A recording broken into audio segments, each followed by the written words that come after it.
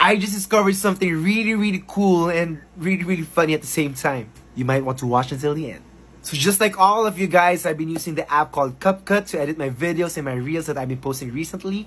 And there's this feature called Auto Lyrics, wherein the app will automatically generate the lyrics for you based on the audio that's being played from the video that you're editing. So I used that on my recent reel, which is a Tagalog song. To be honest, I was just trying it out. Maybe it will generate Tagalog lyrics, but here's the result. Dami pang gustong sabihin, ngunit wag na lang muna.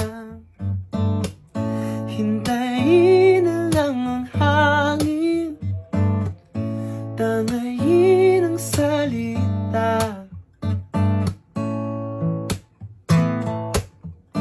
Wag mo akong sisihin, mahirap ang tumaya.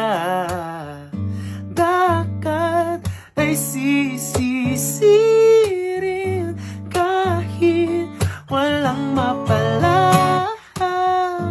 Magnilahat ang damdamin, sana'y di magbago ang pagtingin.